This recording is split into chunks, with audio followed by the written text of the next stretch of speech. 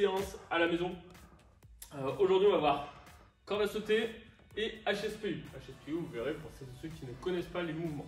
Avant ça, on va s'échauffer articulairement comme d'habitude. On vient tourner un bras une dizaine de fois.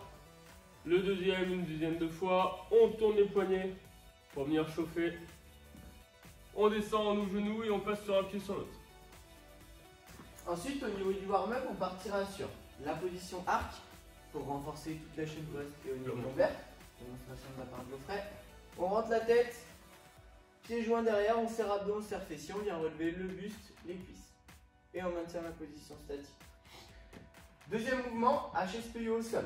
HSPU au sol, on va venir mettre les fesses vers le haut, les mains sur la même ligne, les pieds le plus rapprochés des mains. Et vous allez aller chercher à poser le front entre les mains et à repousser les fesses vers l'arrière.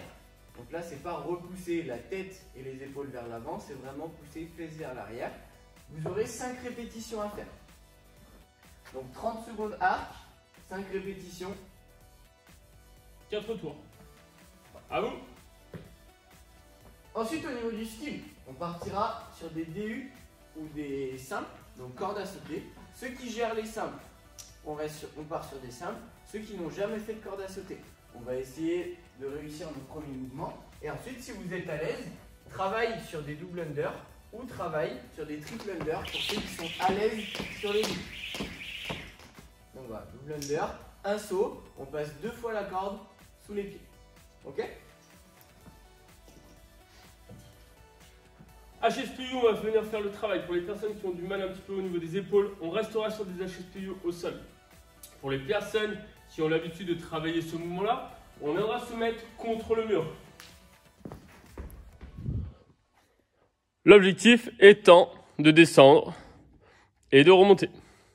Ok, donc on peut se servir du keeping. On fait attention quand on se sert du keeping, on ne pose plus les fesses. Hop, là les fesses sont décollées du mur, on serre les abdos, on serre les fessiers.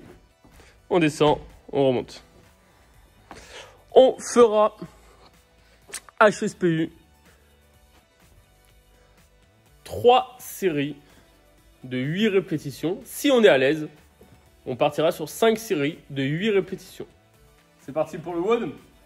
Le WOD, il y aura plusieurs niveaux. Le niveau RX, le niveau le plus haut demandé, le niveau scale 1, un tout petit peu plus bas, le niveau scale 2, encore un tout petit peu plus bas. Et vous allez vous mettre en fonction de votre niveau. Niveau RX, il faudra faire 400 double under. Ok. Si vous gérez bien les double under, c'est très bien. À chaque fois que vous allez couper votre série, il faudra faire 15 HSPU. Ok. Je pars, j'en fais 50. Au 51e, je me prends les pieds dans la corde. Je vais faire mes 15 HSPU. Et ça jusqu'à arriver à 400 double under. Pour le scale 1, si 400 double under c'est trop dur, on descendra à 200 doubles. Ok. Et pareil, on fera des HSPU. Là, on fera que 10 HSPU à chaque fois que vous coupez. Si éventuellement, vous le tentez en double, mais que c'est trop dur, vous avez le droit à 2 chances. Okay, vous prenez les cordes une fois, ça ne compte pas. Par contre, la deuxième fois, on fait les HSPU et on va jusqu'à 200.